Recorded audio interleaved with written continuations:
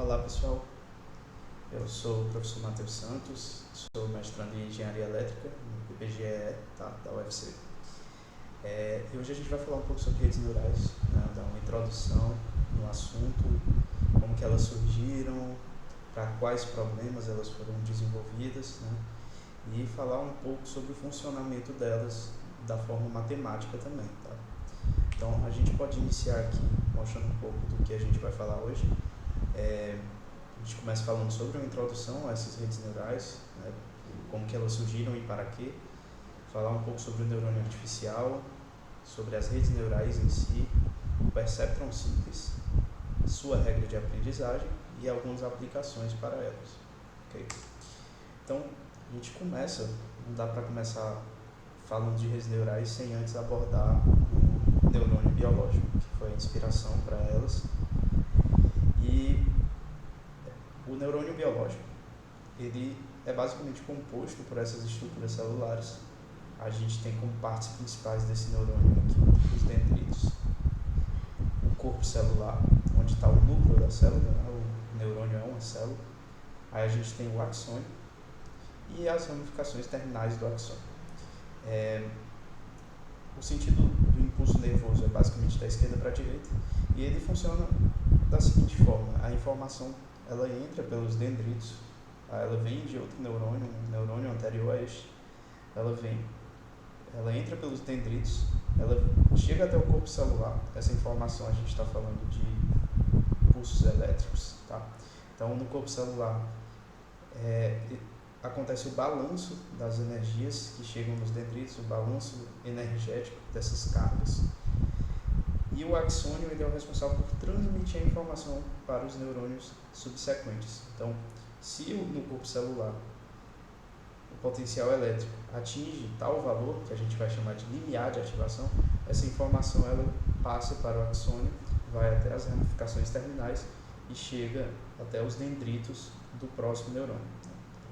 Vão ter vários neurônios em sequência e essa informação vai ser transmitida de um para o outro, seguindo esse sentido de impulso.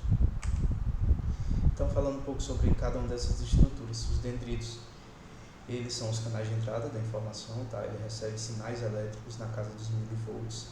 O corpo celular é o local onde é feito o balanço energético da célula nervosa, ou seja, tem um somatório ali das contribuições de energia de entrada dos dendritos.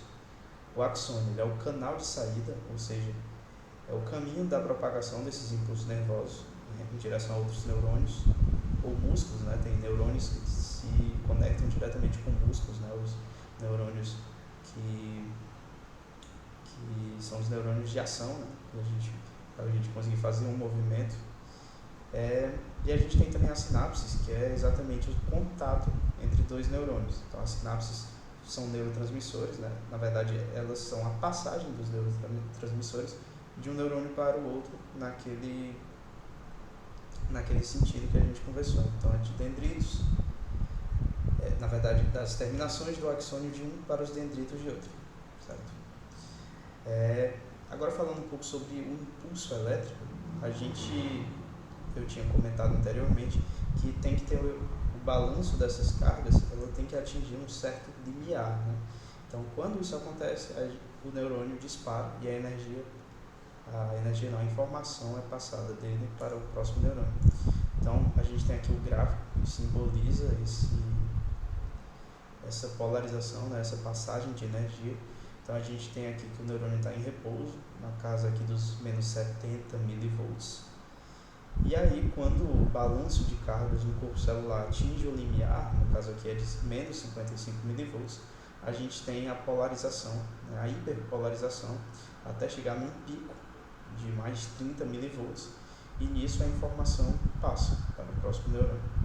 Então, quando chega nesse limiar, a informação passa para o próximo neurônio. Se não atinge o limiar, a informação é barrada.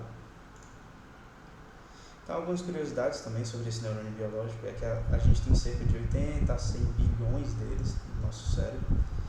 Cada neurônio tem mais ou menos 10 mil sinapses com outros neurônios, ponto de contato ali entre eles. O cérebro produz sim novos neurônios, né? Durante algum tempo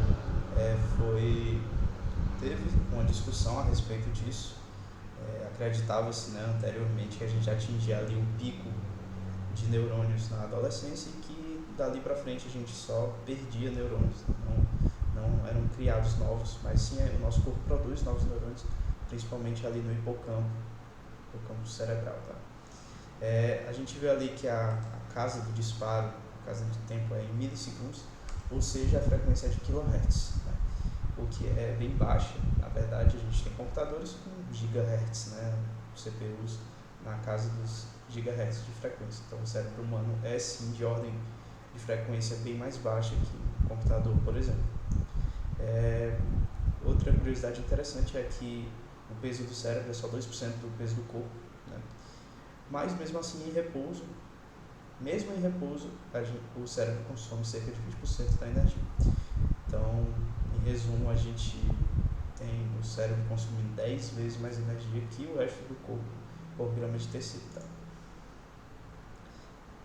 Com base no neurônio biológico que a gente estudou, a gente chega no neurônio artificial de McCulloch-Pitts. Pitts era um matemático, McCulloch era um neurocientista, e eles se uniram ali em 1943 porque eles queriam muito explicar como funciona a passagem da informação do cérebro humano. Né?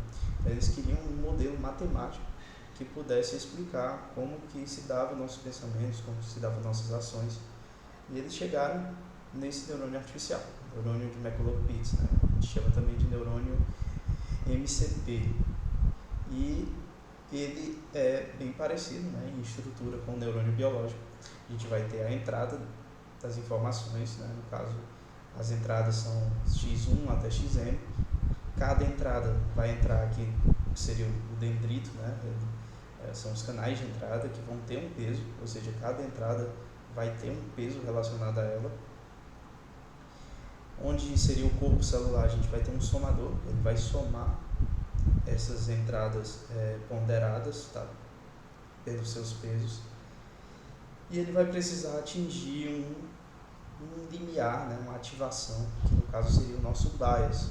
Precisa atingir esse valor, né? O somatório das entradas precisam atingir esse valor para que a função de ativação digamos, vá do nível baixo para o nível alto, né? E ocorra essa passagem da informação até a saída Y. Tá? Então, basicamente, cada dendrito é modelado como um canal de transmissão, aqueles canais de entrada, onde tem a informação de entrada. Aí a força das conexões sinápticas, né, é o que a gente chama ali, que a gente coloca como os pesos, que vai ponderar ali as entradas. Né? E aí, assim a gente modela esse fluxo de informações de entrada, cada uma com seu peso. A função do corpo celular seria fazer o acúmulo energético somatório sobre as entradas ponderadas, as entradas moduladas pelos pesos sinápticos. E o axônio seria a chave on-off, né? No caso seria uma função degrau que estaria ligada se atingir o limiar, se atingir o bias, e desligada se não atingir. Tá? Então, e ele indica se respondeu ou não ao estímulo, atingiu ou não o potencial. Tá? Então aqui a gente tem, comparando os dois, eles são realmente bem parecidos, um foi inspirado no outro. Né? E aqui a gente chega na primeira equação, né? Uma análise geométrica desse neurônio. Então a gente teria as entradas x1, x2, né? No caso aqui para duas entradas. A gente vai ter o nosso limiar θ, tá?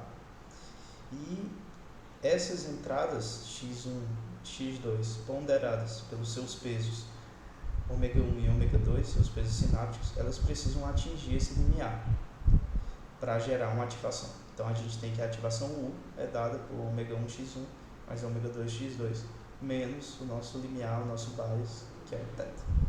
Tá? Se a gente for modelar isso em um plano, tá? Uma análise geométrica, a gente vai ter aqui um plano composto pelas entradas x1 e x2, e o nosso potencial de ativação seria perpendicular a essas entradas.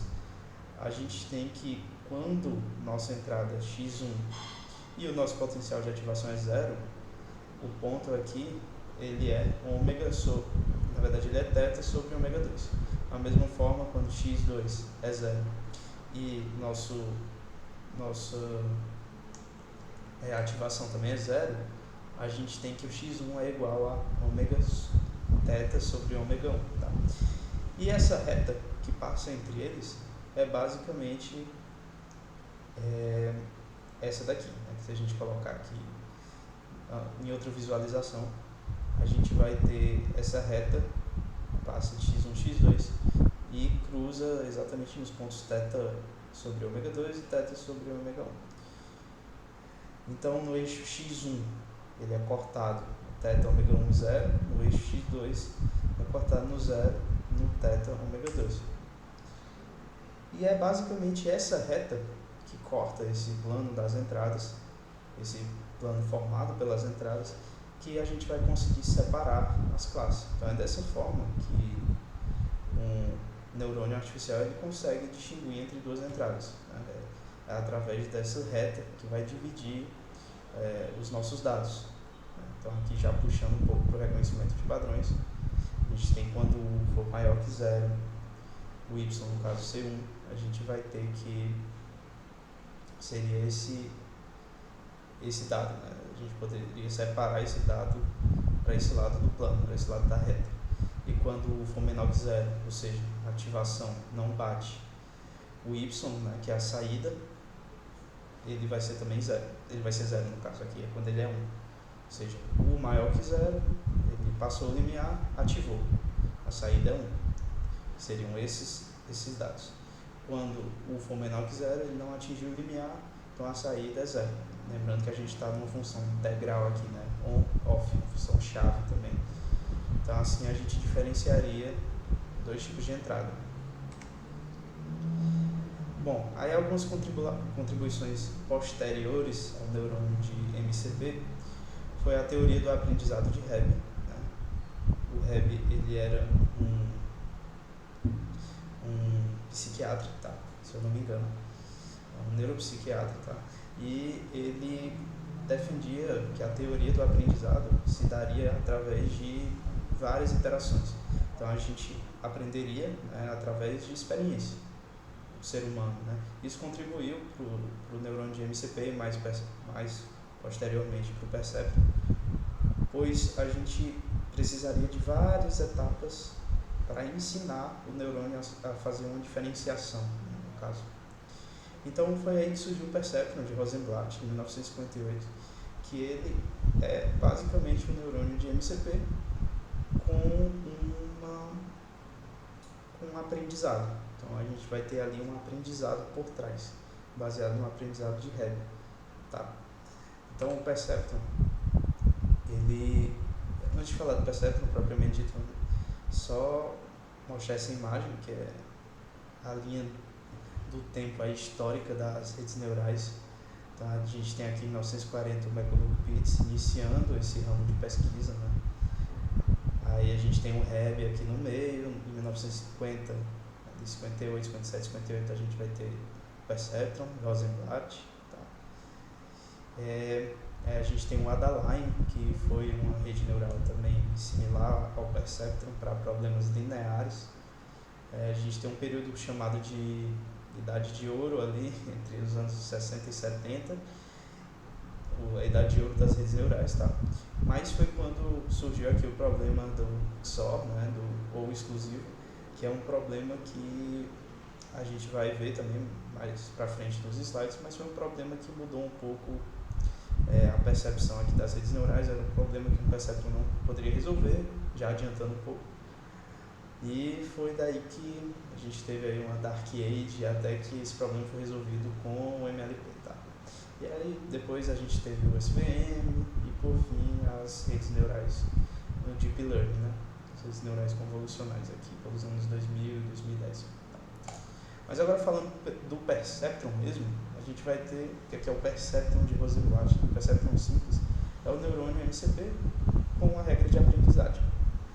Ou seja, a regra de aprendizagem baseada na regra de aprendizagem de Hebb vai ser o que vai tornar esse perceptron inteligente, vai ser o que vai ensinar ele a diferenciar entre duas classes, por exemplo. Tá? Essa aprendizagem seria uma aprendizagem supervisionada, ou seja, uma aprendizagem com o professor. A gente ensinaria, nós seríamos o professor para ensinar o Perceptron a distinguir entre as classes. Ele vai ter uma função objetivo, que é o que a gente vai buscar minimizar, para dizer que ele realmente aprendeu. E a gente vai ter uma taxa de aprendizagem, ou passo de aprendizagem, que vai ser o quanto ele vai aprender de uma rodada para a próxima, né? A gente vai ver isso melhor já já. Mas basicamente aqui seria um Perceptron simples, ele é bem parecido com o Perceptron com o neurônio MCP. A diferença entre os dois é basicamente essa saída aqui, porque no fim a gente vai ter a função de ativação, vai ter a saída, se vai ser mais um, menos um, ou mais um, zero, né, a função integral aqui, mas a gente vai ter um D de T que vai ser a nossa saída verdadeira, né? Ou seja, eu vou ter um professor dizendo se essa saída, a partir dessas entradas, deveria dar 1 ou menos 1, né? A gente vai ter aqui o valor real, o valor resultante aqui do somatório, né, e da função de ativação, vai ter o valor real e a gente vai ter um erro entre eles, ou seja, o erro seria o real menos a saída do Perceptron. E aí a partir desse erro eu vou poder atualizar os meus pesos e vou poder partir para uma nova iteração. E é isso que vai garantir que o Perceptron vai aprender, vai ser essa atualização dos seus pesos. Tá? Então, se a gente colocar aqui uma forma mais visual, né, uma forma vetorial, a gente vai tratar as variáveis e os pesos como os vetores daqui em diante, para poder entender melhor.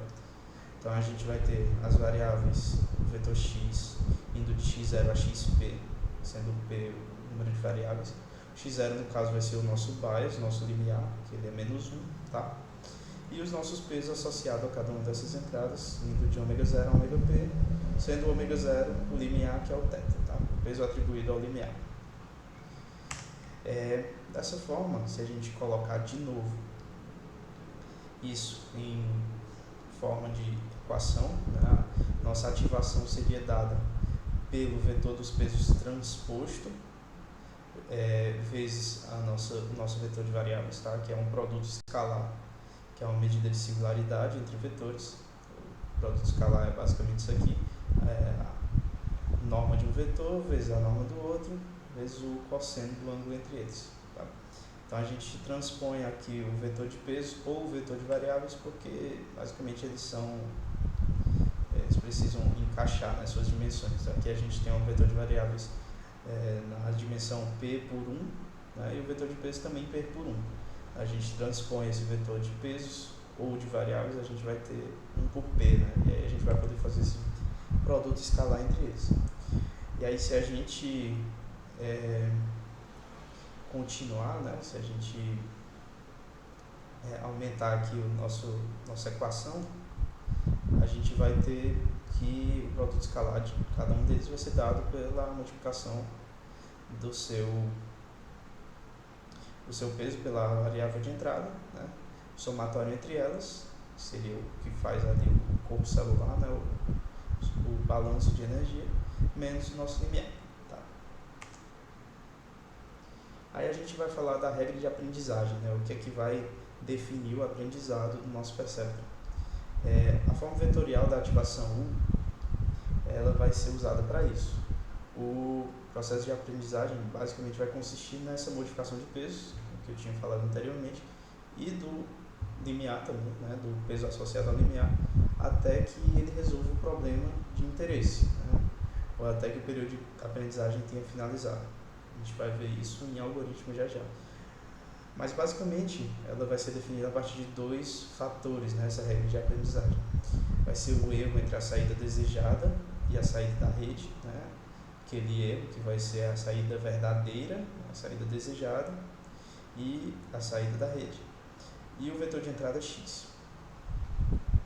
Então a regra de aprendizagem tem a seguinte forma. No passo t mais 1, nosso vetor de pesos vai ser dado pelo vetor de pesos anterior mais uma variação. Esse incremento aqui, essa variação que vai ter no nosso vetor de peso, vai ser baseado no nosso erro, tá? E também no nossa taxa de aprendizagem. Então a gente tem que ômega t, né, que é o vetor de pesos, é a memória atual. O delta ômega t vai ser o incremento, né, a informação adquirida a partir do resultado, se a rede acertou ou errou. E o ômega t mais 1 seria a memória modificada com o acréscimo da nova informação, tá? E aí isso se dá em função, né, eu estava falando que o delta ômega t se dá em função do erro e da variável de entrada, do vetor de entradas, melhor falando. Então vamos lá. Já modificando aqui, a gente vai ter que o ômega t mais 1 vai ser o ômega t mais o erro de t produto escalar pela vetor de variável de entrada, tá? Então, só continuando aqui a equação, né? Aí, a fim de tornar o ajuste do vetor dos pesos mais estável, utiliza-se um fator chamado de taxa de aprendizagem. Então, é aqui que vai entrar a taxa de aprendizagem, né? Ele vai ser um fator, normalmente um fator bem pequeno, entre 0 e 1, que vai multiplicar esse erro e nossas variáveis. Ele vai ser, por isso que se chama passo de aprendizagem também, porque ele vai modificar a cada iteração, né, a nossa multiplicação entre o erro e a entrada. Bom, aí é importante falar também que um neurônio apenas, né, um perceptron, na verdade um neurônio, né, ele só categoriza duas classes, né, até aquele gráfico que a gente viu anteriormente, ele só separa por duas classes, né, aquela reta separando os dados círculo e quadrado, né, então ele só separa duas classes. Se a gente quer tratar de múltiplas classes, a gente precisa de neurônios em paralelo, né, e as entradas vão ser entradas de cada um deles, tá? Então, cada um deles vai ter as entradas, vai ter suas multiplicações, ou suas multiplicações, né, seus pesos atribuídos a eles, seu somatório e sua função de ativação.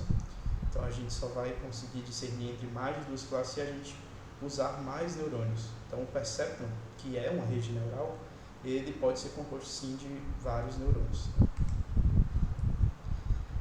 Então, em resumo, o IES e o neurônio de uma rede perceptron é representado da seguinte forma: a gente vai ter as variáveis de entrada, os pesos atribuídos a elas, o nosso limiar, né, θ, tá? O nosso somatório, a função de ativação e a saída. Essa saída vai produzir um erro e, a partir desse erro, a partir da taxa de aprendizagem e a partir dessas entradas, a gente vai atualizar esses pesos para a próxima iteração, né? Isso é só um dos neurônios, mas lembrando que a rede neural perceptron simples pode ter vários neurônios em paralelo. E aqui a gente tem a função de modificação dos pesos. O ômega i de t mais 1 vai ser o ômega i atual, mais a taxa de aprendizagem, o erro e as entradas. Então vamos colocar isso em exemplos, tá? Algumas aplicações boas para a gente ver isso de forma funcional são as portas lógicas, né? Então a gente tem as portas lógicas AND, OR e NOT, e essas portas vão poder ser representadas por perceptrons, tá? No caso de um neurônio só. Então, por exemplo, a porta lógica OR, né? Porta OR, quando as duas entradas são 0, nossa saída também é 0.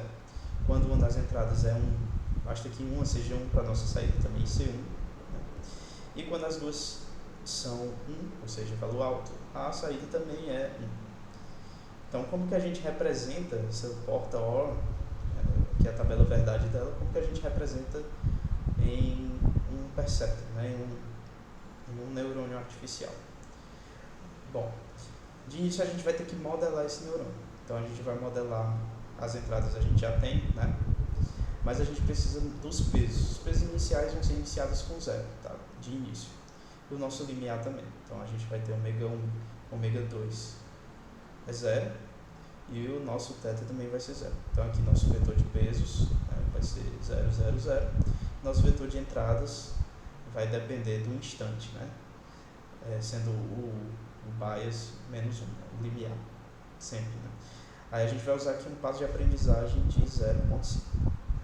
Então, como é que ficaria essa essa porta lógica passo a passo, né, em um neurônio artificial. No primeiro momento, as entradas são 0 e 0, nossa saída também é 0. Então, para as entradas 0 e 0 multiplicada pelos pesos, que no caso aqui são 0, 0, 0 também, a gente vai fazer um vezes o outro. Então, o peso de 1 da entrada 1 vezes a entrada 1, né? No caso aqui é a entrada 0, né? Então o peso aqui, o limiar, né? Que é a entrada 0, vai ser 0 vezes menos 1, tá? Mais, aqui já está calculando o somatório, é o peso da entrada 1 do x1, né? Que no caso aqui no primeiro instante é 0, então x1 aqui é 0, x2 também é 0, então 0 vezes 0 mais 0 vezes 0, isso aqui vai dar um resultado de 0, tá? Então nossa função de ativação é 0, e quando a função de ativação é 0, a gente tem como saída 1, que a gente está numa função degrau. A função degrau, quando é 0 ou maior, ela vai para 1, o resultado é 1, e a função degrau, quando é menor que 0, vai para 0. Tá? Então, aqui a nossa saída deu 1, sendo, nossa saída deu 0, sendo que era para dar, nossa saída deu realmente 1, sendo que era para dar 0, então o nosso erro é de menos 1. Esse erro ele vai ser usado para alterar esses pesos iniciais. Tá? Então, a gente vai ter que o peso, o vetor de pesos no instante 2 vai ser o vetor de peso no instante 1, que no caso é 0, 0, 0, mais a taxa de aprendizagem, que é 0,5, vezes o erro, vezes o nosso vetor de entradas no instante 1. Ou seja, tudo isso aqui vai ser nosso vetor de peso, que é 0, 0, 0, menos 0,5 vezes nosso vetor de entradas, vezes menos 1 nosso vetor de entradas, tá? Então é menos 0,5 vezes o vetor de entradas. Isso aqui vai dar 0,5, 0, 0. Esse vai ser o nosso novo vetor de peso para o instante t igual a 2.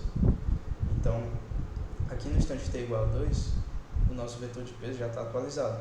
Ele agora é 0,5, 0, 0. Nossas entradas no instante t igual a 2 é essa aqui. Então, x1 é 0, x2 é 1 e nossa saída é 1 também. Então, a gente vai agora usar esse peso com essas entradas e vai calcular a saída. Tá? Então, da mesma forma, nossa ativação no instante 2 vai ser 0,5, né, que é o peso 0 atribuído ao limiar, né, vezes menos 1, mais 0 vezes 0, mais 0 vezes 1. Essa saída vai dar menos 0,5. Menos 0,5 na função degrau é 0. Tá? Então, o y no instante 2, a partir da ativação menos 0,5, é 0. Se é 0 e a saída era 1, então a gente vai ter um erro de 1. Né? Ou seja, 1, que era a saída esperada, menos 0, que foi a saída da rede. Então, a gente vai ter o erro de 1. Esse erro vai ser usado para modificar os pesos. Então, os pesos no instante 3, né, que é o próximo passo, ele vai ser os pesos no instante 2, que no caso é esse, mais a taxa de aprendizagem, mais o erro, ou quer dizer, vezes o erro, vezes as variáveis no instante 2. Então, a gente tem aqui o vetor de peso no instante 2, mais 0,5, vezes a variável, o nosso vetor de variáveis aqui, que é menos 1, 0 e 1. No instante 2. Isso vai mudar os nossos pesos para 0, 0 e 0,5. E esse vetor de peso vai ser usado no instante 3. Aí, da mesma forma que nosso vetor de peso, nossas variáveis, nosso vetor de variáveis no instante 3 é essa aqui, 1, 0 e 1. Tá? 1, 0 e saída 1. Então, aqui no instante 3, menos 1, 1 e 0. Se a gente calcular essa ativação, a gente vai ver que ela vai dar 0. Ativação 0 para uma função degrau resulta em 1. Então, deu 1 e era para dar 1. Então, a gente acertou, nosso erro foi 0. Quando o erro é 0, nosso próximo vetor de peso vai ser igual ao vetor de peso anterior. Então, a gente continua esse processo. No instante 4, a gente vai ter a ativação 0,5, que no caso dá a saída 1, função degrau. Ou seja, quando as variáveis forem 1 e 1, Nossa saída é para dar nossa saída T1 e é a saída correta. Então o erro também é 0 aqui. Ou seja, o vetor de peso no instante 5 vai ser igual ao vetor de peso no instante 4. E aí a gente chegou no último caso, né? A gente retorna para o primeiro caso, já que nossa saída... na verdade a gente retorna para ver se ele continua sem erros, né? Porque até agora está sem erros. Se está sem erros e ele acertar todos os casos, a gente pode encerrar o treinamento. Mas vamos para o instante 5. Então a gente volta para as variáveis sendo 0 e 0. Quando a gente calcula com os nossos pesos, nosso vetor de peso atual, a gente vai ter uma ativação de 0, que dá 1, né? E as variáveis, quando são 0 e 0, deveria dar a saída 0. Então aqui a gente tem um erro, né? Então um erro de menos 1. Então a gente vai ter que atualizar os pesos novamente. Faz a atualização dos pesos. Nosso novo vetor de peso é dado por 0.5, 0 e 0.5. Ok. Aí a gente passa para o próximo instante, onde as variáveis são 0 e 1. Com esse vetor de pesos, a gente tem uma ativação 0, que na função degrau dá 1, que é a saída verdadeira, né? Nesse instante, quando é 0 e 1, a saída é 1. Ou seja, o nosso erro é 0. Se o nosso erro é 0, o vetor de peso permanece o mesmo. A gente faz isso para o próximo caso, né? E isso vai produzir um erro, porque a gente vai ter um erro de 1. Então, de novo, a gente atualiza os pesos. O peso no instante 8 vai ser 0, 0.5 e 0.5. Ok, próximo caso, quando as variáveis são 1 e 1. Nesse caso, a gente não teve erros, então o vetor permanece o mesmo. Ok, a gente volta para o instante 0 e 0. E aqui a gente teve um erro de menos 1, então a gente atualiza de novo as variáveis, né? E esse processo continua. Nosso novo vetor de peso é 0.5, 0.5, 0.5. No instante t igual a 10, o caso aqui das variáveis é 0 e 1, a gente teve um erro de 0, ou seja, o peso permanece o mesmo. Próximo instante, instante 1 e 0, nosso erro também foi 0, então o peso permanece o mesmo. Agora, para as variáveis 1 e 1, o peso também foi 0, então o peso permanece o mesmo. E agora o último caso, que a gente ainda não tinha acertado, quando as variáveis são 0 e 0, nesse caso, nossa função de ativação do menos 0.5, nossa saída deu 0, que é a saída correta. Então, nosso erro foi 0, e o vetor de pesos permanece o mesmo. Esse vetor de pesos acertou para todos os casos. Então, o vetor de peso 0.5, 0.5 e 0.5, ele resolve nosso problema da porta lógica OR, porta lógica OR. Então, isso aqui resolve. A porta lógica OR pode ser representada por esse neurônio artificial. Ok? Bom, se a gente colocar isso num plano, né, de forma gráfica para a gente visualizar, a gente vai ter que a linha ela está cortando as variáveis, né? Então, quando x1, x2 é 0, 0, ele está desse lado da reta, né? Então, ele é essa classe, ou seja, é 0, né? A saída é 0. E para esses três outros casos, a saída é 1. Né? Então, essa reta, ela meio que deveria dividir essa saída em 2. Ela está mesmo cortando essas duas variáveis, o que não é muito interessante para a gente. O ideal é que ela tivesse mais ou menos aqui, né? Uma separação ótima desse caso para os outros três. Que aqui o resultado é 1, né? A bolinha fechada. E nesse caso o resultado é 0, a bolinha aberta. Ou seja, essa não é a melhor das soluções, porque a reta passa bem em cima dos pontos. E aí a gente vai lá para a inicialização dos pesos, que a gente iniciou os pesos como 0, e a gente deveria iniciar eles de forma aleatória. E quando eles são iniciados de forma aleatória, dificilmente isso aconteceria, né? A aleatoriedade garante que a separação seja feita de forma mais eficaz, tá? Aí a gente chegou naquele problema que a gente viu na linha do tempo, né, da porta lógica XOR, né, o ou exclusivo, quando as variáveis são 0 e 0, a saída é 0, quando as variáveis são 0 e 1, a saída é 1, quando as variáveis são 1 e 0, a saída é 1, e quando as variáveis são 1 e 1, a saída também é 0. Então essa aqui é a porta lógica XOR, né, o ou exclusivo, e ela é representada no plano dessa forma aqui. Né? Então a gente tem a bolinha aberta, que representa o 0, aqui quando as entradas são 1 e 1, e aqui quando são 0 e 0. E quando elas são 0 e 1 e 1 e 0, elas têm resultado 1. Né? Então elas são bolinha fechada aqui e aqui. Bom, a gente viu que o perceptron, né, no caso o neurônio artificial, ele é uma reta para dividir as duas classes, né? Então a gente não consegue dividir isso aqui com o perceptron, tá? Não é divisível, não é um problema linear, tá? Então, como que a gente vai resolver isso, né? Esse foi aí o que causou a Dark Age, né, das redes neurais, foi esse problema. Como aconteceria essa divisão se uma reta não consegue dividir esses dados? Como que a gente representaria isso com uma rede neural, né? Tudo bem que a gente conseguiria usar talvez dois perceptrons distintos, né? Passaria uma reta aqui e o outro aqui, né? A gente teria que daqui para lá e daqui para cá ele é uma classe e entre essas duas retas seria essa. Mas a gente precisaria de dois perceptrons para isso, né? Seriam duas redes diferentes. Então, como que a gente resolveria esse problema com uma rede só, né? Isso inculcou os pesquisadores por muito tempo, até que surgiu o MLP, que vai ser o assunto da nossa próxima aula. Mas antes a gente vai ver um pouco dessa implementação, né, a nível de código, tá? Então, só um minuto, eu volto já para a gente ver a nível de código o perceptron e o neurônio artificial. Bom, pessoal, continuando aqui a falar de redes neurais do perceptron simples, tá? Mostrando a nível de código, esse aqui é um Jupyter Notebook, tá?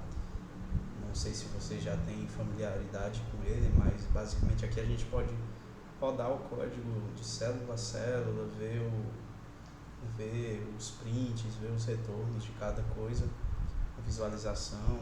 Então ele é muito bom para redes neurais e para processamento de dados, né, data science em si. E esse código vai ser disponibilizado para vocês, tá? Então aqui a gente está falando do perceptron simples, então vou mostrar a implementação dele para o dataset da Iris, tá? Que é um dataset de classificação, de reconhecimento de padrões aí bem conhecido. Então, no caso aqui, eu vou rodar o meu dataset da Iris. Ele é um dataset composto por 150 linhas, 150 amostras no caso, e ele tem basicamente essas colunas. A gente tem como colunas de atributo.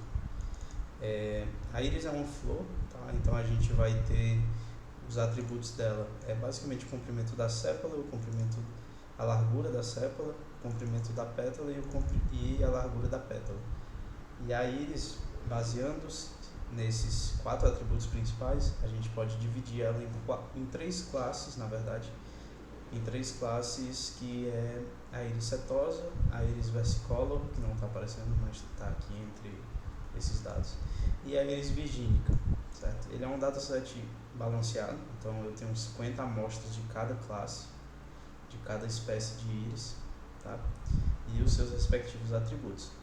Então, aqui como a gente vai começar a rodar o código, a primeira coisa que a gente vai fazer é separar os dados. Então, a gente vai ter no nosso X só os nossos atributos. Então, a gente separa o dataset para pegar todas as linhas e os atributos da coluna 1 até a -1. No caso, a gente vai excluir as classes aqui.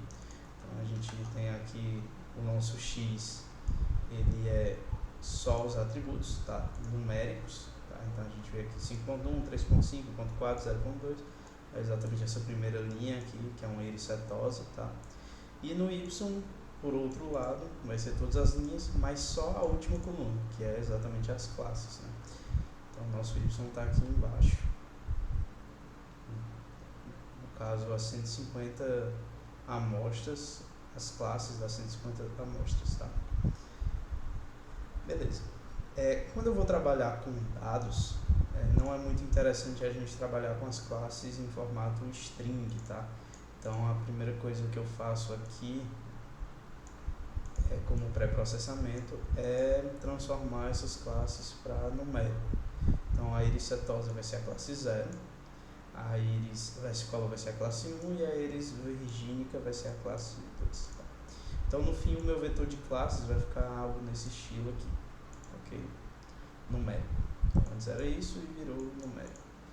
E aqui eu printei aqui o shape do X, no caso 150 amostras com 4 atributos, e o vetor do y aqui é 150 amostras, formato vetor, né, do NumPy. Ok, aí eu já posso então dividir os meus dados em treino e teste. No caso aqui eu vou usar a função train test split, que é do scikit-learn, tá? Eu importei ela aqui em cima, e ela vai dividir meus dados, tanto o x como o y, com 20% dos meus dados para teste. Então o meu teste size está de 20%.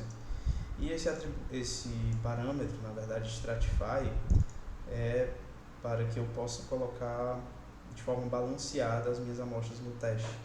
Então eu vou ter a mesma quantidade aqui nesses 20% de íris setosa, versicolor e virgínica, tá? Então eu mantenho aí o dataset balanceado, tanto para treino como para teste. E aí no fim, com 20%, eu vou ter aqui que 120 amostras vão para treino e suas respectivas classes, e 30 amostras vão ser nossas amostras de teste com as suas respectivas classes também, tá? Bom, aí outra coisa que eu vou fazer aqui é adicionar uma coluna de uns, né, de um mesmo, que aí vai ser o nosso bias, né, o nosso intercept. A gente conversou sobre ele, né, no caso lá nos slides. Então, em problemas do mundo real, a gente sempre vai ter um termo independente, já que é um modelo linear, né, a gente está formalizando aqui um modelo linear. Então, para isso eu vou colocar essa coluna de bias. Então eu vou dar um stack aqui e adicionar essa coluna de uns. Ok. Aí outra coisa que eu vou fazer aqui também é transformar o nosso vetor de classes, que está numérico, para um formato de one-hot, né?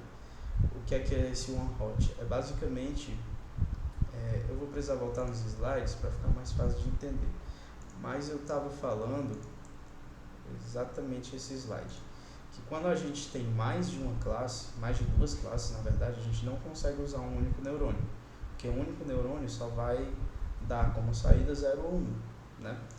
Então, eu só teria duas classes para um único neurônio, e mais classes eu teria que usar mais neurônios em paralelo. Então, no caso do dataset da íris, né, nós temos 3 classes. Então, como é que eu vou representar essas 3 classes? No caso aqui, como é que eu vou fazer? Em vez de ser 0, 1, a gente costuma representar as classes no formato de vetor. Então, é exatamente esse one-hot. O que é que eu vou fazer? Eu vou criar um vetor do tamanho do meu número de classes, no caso 3, e eu vou colocar, ele vai ser um vetor de zeros, tá? E vai ter o único 1, vai ser exatamente onde é a posição da minha classe. Então, no caso, aqui a íris setosa, né, que está na posição 0, esse 0 seria representado como um vetor dessa forma. 1, 0 e 0. Tá? A íris versicolor, por outro lado, estaria na segunda posição. Posição 1 do vetor. Né? Então, seria assim. E por fim, a íris virgínica, 0, 0 e 1. Estaria na última posição. Então, dessa forma, eu consigo usar exatamente isso aqui. Já que eu já só tenho saídas zeros e 1, eu consigo fazer com que eu tenha mais de uma classe para esse problema. E aí a saída alta vai ser na posição da classe. Então, no caso, se aqui fosse 3 classes, né, como está aqui, 3 perceptrons, 3 neurônios artificiais. Quando esse desce alto e os outros 2 baixo, é porque essa amostra, né, com essas entradas é da classe 0. Né? Se esse aqui der alto, é uma amostra da classe 1. E se esse der alto e os outros 2 baixos, é uma amostra da classe 2. Aí, mas e se der 2 níveis altos, né? Se der 1 e 1? Né? Bom, então significa um erro, né? Um dos dois está errado. A gente vai ter nosso y e a gente vai saber que era para ser, sei lá, dessa classe aqui, né? Da classe 2. Então, esse aqui que deu 1 era para dar 0, 0 e 1. Esse aqui deu 1, então é um erro, então eu vou ter que retreinar os pesos e tudo. Daquele modo que a gente ia conversar nos slides, ok? Então é para isso que a gente usa esse formato one-hot. E também porque a gente vai estar trabalhando com matrizes, né? Então, para a gente fazer multiplicação de matrizes, é interessante que elas estejam num formato aceitável, num formato de array mesmo, tá? Que é o caso aqui. Então, quando eu faço essa conversão para one hot, no caso eu fiz aqui só o nosso y de treino, então o meu vetor de classes ele vai ficar nesse formato, ou seja, 120 dados com 3 colunas, que é exatamente as colunas respectivas das posições, né, que a classe pode assumir. Ok? O de teste, como eu não converti para one hot ainda, vocês vão ver o porquê, ele continua de dimensão 1. Ok? Beleza. Agora a gente vai para as funções de treinamento do Perceptron propriamente ditas, né? A parte importante aqui. Então, primeiro eu vou definir as minhas funções de ativação. No caso, lá nos slides, a gente só estava trabalhando com função de ativação do tipo degrau, né? E esse aqui, esse heaviside, né? Que ele só dá 0 e 1, né? Mas a gente vai ver, principalmente na próxima aula, quando a gente estiver tratando de MLP, que existem outros tipos de função de ativação que são bem mais úteis, porque primeiramente nenhuma delas é linear, né? O degrau não é uma função linear, assim como a tangente hiperbólica, a softmax e a função sigmoide não são nenhuma linear. Mas o degrau tem um problema que as outras não têm, que ele não é derivável, né? Então essas aqui são deriváveis, são diferenciáveis, e isso vai ser muito importante no treinamento do MLP, que a gente vai ver na próxima aula, tá? Mas já no Perceptron, esses outros tipos de função também são úteis, então a gente vai usar aqui, mas na próxima aula a gente explica melhor sobre eles. Então aqui já é a nossa função de treino, o Perceptron logístico, o Perceptron simples. Então a gente inicia o Perceptron com os pesos aleatórios, tá? Então a gente vai gerar aqui uma matriz de pesos aleatórios. Ele vai ser as dimensões vai ser o número de classes pelo número de atributos, ok? A gente viu lá que iniciando os pesos como 0 pode dar algum problema, né? Pode não ser a solução mais eficaz, então a gente inicia de modo aleatório aqui com distribuição normal, distribuição gaussiana, tá? Então agora eu tenho meus pesos gerados aleatórios e eu vou iniciar o meu treinamento em épocas de treinamento, né? O que são as épocas de treinamento? Seriam as iterações. Então lá na tabela verdade da porta ou, a gente ia em cada situação que podia ocorrer. Aqui a gente vai definir um número de iterações e vai rodar essas iterações, tá? Então, o que é que eu vou fazer de início, né? Em cada iteração, eu vou fazer o produto escalar no meu vetor de entrada pelo meu vetor de pesos transposto, tal como a gente viu lá nos slides. Esse arroba denota o produto escalar entre duas matrizes. Esse Z vai ser a minha ativação, certo? Então eu vou mandar ele para a minha função de ativação. No caso aqui vou usar softmax. Se fosse o degrau, aí eu ia ver, o Z é menor que 0. Se for menor que 0, esse resultado aqui seria 0. Se fosse 0 ou mais, esse resultado aqui seria 1, né? Mas como a gente não está usando degrau, está usando a softmax, então da mesma forma, eu vou mandar o meu Z, eu vou calcular a softmax e vou botar isso no resultado. Ok, eu tenho o resultado da minha rede, a primeira iteração. Eu vou calcular o meu erro, então eu tenho o meu y, tá? O meu y aqui é o y verdadeiro, né? O resultado que era para dar, e eu vou ter um erro em cima dele. Bom, aí outra coisa que a gente não viu lá nos slides, mas que vai ser muito útil para a próxima aula também, é que a gente estava atualizando os nossos pesos direto pelo erro. Isso não é tão interessante assim. Então aqui a gente vai usar o gradiente do erro. Então a gente vai dividir o nosso erro pelo comprimento de x e vai pegar o gradiente dele. Ok. Com o gradiente a gente vai poder ajustar os pesos. Então eu faço aqui os pesos é igual aos meus pesos menos nossa taxa de aprendizagem, né, o learning rate, vezes o produto escalar aqui do gradiente transposto pelo meu conjunto de dados.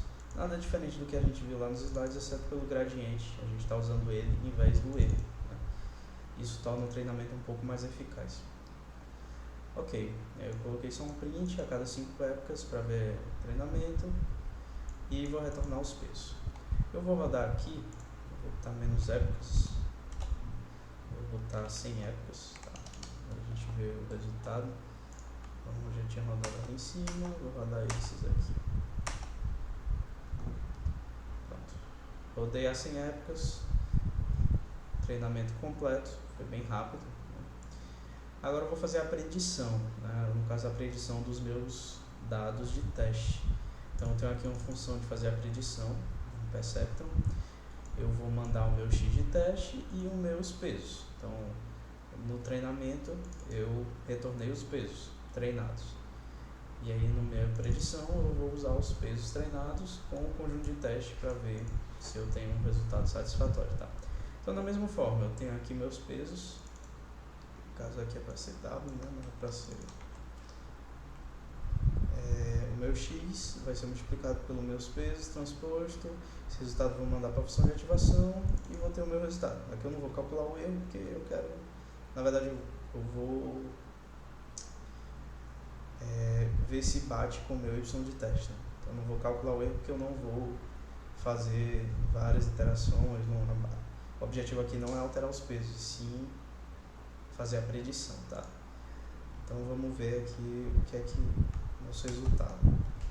Pronto, fiz a predição, meu Y predito de teste, o meu conjunto de testes X teste, usando os pesos retornados aqui pelo treinamento anterior. Ok, agora eu vou avaliar o desempenho do meu classificador. Para isso eu vou calcular o erro, né? Vocês viram aqui que com aquelas 3.500 épocas eu tinha conseguido uma acurácia aqui de 100%, né? Vamos ver aqui só com 100 épocas. Então, com 100 épocas só, nosso Perceptron tem 66% de acurácia, né? O que é aceitável para 100 épocas. Mas como a gente viu que é bem rápido, vamos rodar de novo com mais épocas. Eu vou colocar aqui 300 épocas. Vou rodar de novo. Ó, aqui eu já consegui 80% de acurácia com 300 épocas. Mas ainda posso aumentar mais, né? Então tá muito rápido, né? Não tá 1000 épocas. 96%. 2000 épocas. Ainda 96%. Tá, então 3000 épocas. 96% também. Tá, 3.500 épocas. Mesma coisa. Tentar rodar a partir lá de cima todas as. Aqui eu já consegui 100% de acurácia, né? Devia estar com algum cache que estava impedindo. Então, rodando o código tudo de novo, com 3.500 épocas, que foi bem rápido aqui, a gente conseguiu nosso 100% de acurácia, né, para os dados da íris. Okay? Outro exemplo que a gente tem aqui para ver também é o exemplo do MNIST, que é um dataset de números escritos à mão. Então, aqui é um dataset de imagens, né? Ali o dataset da íris era um dataset numérico, aqui já é um dataset de imagens, ou seja, tem um pouco de visão computacional aqui, mas o processo é bem parecido. Eu vou carregar o meu dataset, tá? Então eu já carrego ele separado em treino, as imagens de treino, as classes delas, as labels no caso, as de teste e as labels de teste. Vou carregar, vou passar para a imagem, vou passar para a array, na verdade, né? E aqui eu só botei um exemplo. A classe dela é o 2, né? Numérico, e a imagem é esse aqui, ou seja, essa imagem simboliza 1, 2, realmente é isso. Bom, aí vamos rodar aqui. Poderia pegar, por exemplo, posição 2, que é 1, né? Então, posição, sei lá, posição 5, só pra gente ver aqui, também é 1, né? Posição 7, então, é um 9, né? 9, classe 9, 9 escrito à mão. Ok, aí vamos ver o nosso tamanho de dataset. Sempre importante que a gente está trabalhando com datasets ter uma noção dele, né? Então esse aqui é um dataset de 60.000 imagens de dimensões 28 por 28 pixels e nosso vetor de classes é de 60.000. Ok. Agora eu vou transformar as imagens em vetores, ou seja, eu vou vetorizar essa imagem. Como que eu vou fazer isso? A gente poderia usar um descritor aqui, vocês vão ver posteriormente os descritores, extratores, né? Mas aqui eu só vou mesmo fazer um reshape, vou colocar a imagem vetorizada, literalmente com um reshape, tá? Então eu vou transformar as imagens, que era de 28 por 28, ela vai ficar aqui de 785, né? 784 na verdade, a multiplicação de 28 por 28 vai ser um vetorzão. E aqui eu vou acrescentar aquela coluna de uns, os bias, o bias, né, que a gente falou já. Então vai virar de 784, vai para 785. E por fim também vou colocar os y em formato one-hot. Aqui no caso eu tenho 10 classes, né? Os números vão de 0 a 9, então são 10 classes. Então nosso y vai ser de dimensão 60.000 por 10 e o de teste de 10.000 por 1. Aqui eu estou usando... eu já carrego as imagens separadas em treino e teste, então aqui eu não usei o train test split. Okay? Então beleza, tá aqui as dimensões do nosso vetor de treino e de teste. E aí eu vou rodar o Perceptron, tal como a gente viu para isso, mesma coisa aqui. Aqui eu estou usando a degrau, ó. Posso testar com a degrau? Posso. Vou demorar um pouquinho mais aqui.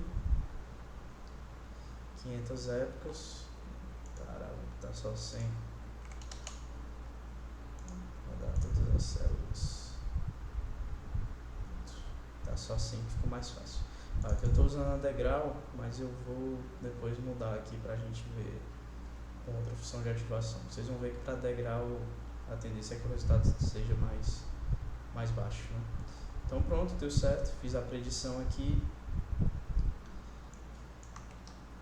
Só mudar aqui para garantir, ok. Pronto, aqui eu tive 79% de acurácia na classificação do nosso conjunto de teste. Beleza, eu vou tentar agora rodar com uma softmax, tal como a gente fez com a da Iris, para ver o resultado. Então vou rodar todas as células. Ele vai carregar um pouquinho, mas aqui a gente está fazendo da mesma forma, está usando o gradiente do erro em vez do erro para atualizar os nossos pesos a cada época de treinamento, certo? E está rodando por 100 épocas. Aqui o learning rate a gente está usando 0.01, a gente conversou que lá nos slides que a ideia é de ser de 0 a 1, né, ser um valor bem baixo. No dataset da Iris a gente estava usando o mesmo, também 0.01, então é algo baixo mesmo. Aqui a gente terminou o treinamento e aqui a gente teve um erro, com a softmax. Vamos testar com a sigmoid então.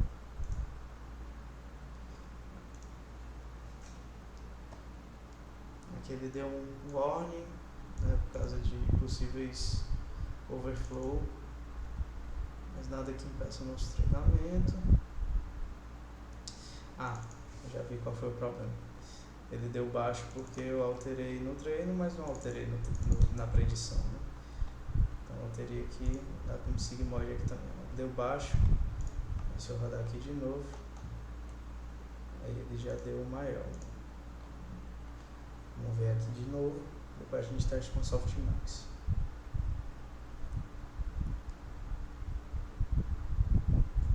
Aqui eu uso o argmax basicamente para pegar qual é a posição da classe. Lembra que nossa classe está em one-hot, né?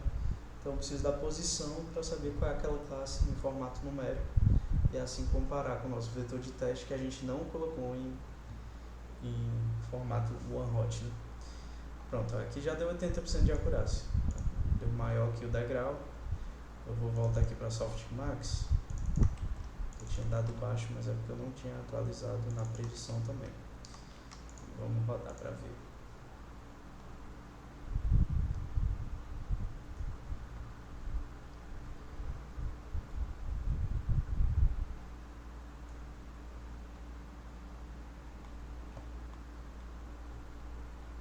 Ok. Aqui com a Softmax já foi o maior resultado, né? 85% de acurácia. Lembrando que a gente poderia aumentar essas épocas de treinamento e com certeza daria um valor bem melhor aqui. A gente está parando o treinamento muito cedo, né? Mas é isso. A gente tem também um código aqui com o PCA, né, que vocês devem ter visto em alguma das aulas anteriores,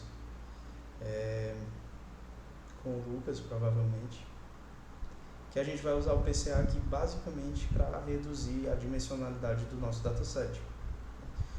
Então o PCA aqui é um compressor, né? A gente vai usar ele como forma de reduzir a dimensão do nosso dataset. Então o nosso dataset ele tem, como a gente viu, 785 atributos, ok? E a gente vai usar o PCA para reduzir esses atributos. Então, o que era 785 vai se tornar aqui 235. Então, assim a gente diminui drasticamente a nossa quantidade de atributos de 785 para 235 e assim a gente vai ter um treinamento mais rápido, ok? Então, aqui eu estou com a Softmax, tá? Estou com uns 500 épocas, o outro está 100, mas aqui, na verdade, vou botar 200 só para a gente ver que está bem mais rápido. Ó, bem mais rápido que o outro, né? Então, rapidamente a gente vai terminar esse treinamento. A gente tem menos da metade, né, dos atributos agora. E um resultado também satisfatório, né? Vou botar aqui para 300. Mas basicamente, mesmo reduzindo drasticamente a dimensão do nosso dataset, a gente não perde tanta acurácia, né? Tantos acertos com o uso do PCA. Né? Aqui a gente teve 82% e foi 300 épocas, talvez bem mais rápido do que a gente rodando sem um PCA. Né? E uma acurácia perfeitamente aceitável, na mesma casa que a gente viu sem o uso do PCA. Então aí fica também como opção, como um pré-processamento dos dados, a redução da dimensionalidade e, porventura, acelerar, né, nosso treinamento com isso. Ok? Então é isso, pessoal, sobre a parte de redes neurais. A gente se vê na próxima aula sobre MLP.